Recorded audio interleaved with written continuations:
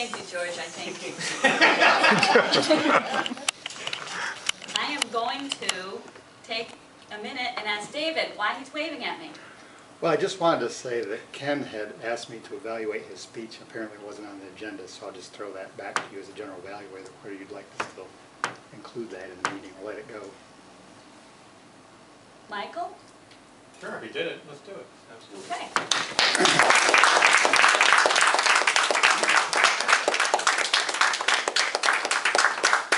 David, to evaluate Ken's speech. Okay, we will do a sandwich to go drive-in window evaluations.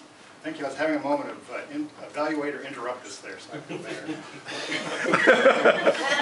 Ken was giving a speech as one of our master speech makers. I'm glad that we have just a couple minutes to capture this, because when one of our master speakers stands up to speak, we want to take a minute and really catch what's happened so we can learn and model what they're really doing well. And there's a number of things Ken really did really well that we want to highlight in giving a canned speech. Michael really blew the thunder right up front. He said he took this canned speech and made it his own, which was in essence the real genius of this speech. I mean, it was a canned speech. Did we know it was a canned speech? Well, yeah, I don't know what his can was. He took whatever that was. How do you do that? One, with lots of specific, concrete, and personal examples. He really kind of brought it right into this room in a very immediate way. This morning, Ken worked out the arrangement. He stepped out here and has direct conversations, has a little dialogue going. Now, I know that wasn't in the can, but that was Ken. That's part of Ken's genius, is taking that script and really molding it into a speech that really, as I said before, is an organic, live thing for this moment for this audience. Great job. The other thing that really made it his own, I think, is that Ken is the master of nonverbal animation. In a lot of ways, you know, he's a little bit understated, but there's just a whole lot in what's happening.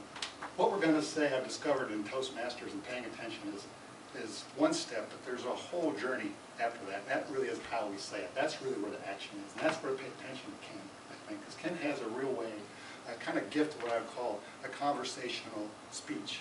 It's like he's just standing up and having a conversation with us about the topic at hand. It's just very relaxed and comfortable and attention-getting. All right, here's the meat on top of the sandwich for you, okay? One of the questions for the canned speech was, did the speaker kind of sell this whole series, the idea of the thing? And I would say, well, not really. I would encourage folks at this level that are doing something unique to really stand up and let us know what's happening a bit. Like, this is the can, this is the scripted speech, this is what it's about, this is the purpose of it. And beyond that, Ken, I would say, you really got us to the edge of our seat eventually, but step up and do that right from the start. Really focus on your introduction. For all of us, we want to, I think the introduction is to sell the speech. We're all here, we're all listening, but we want to get ourselves on the edge of the seat right out the gate. So work on that. One thing I'd encourage you to do, Ken, is to take that nonverbal animation of yours and ratchet up a few degrees. I mean, it's really just you. So I'd just say, let it go even more. Become our guru of nonverbal animation for our club. And finally, I would say that for you, I'll sprinkle a little bit of cheese on top of the sandwich, that a lot of the atmosphere of our club is attributed to what a gift you are.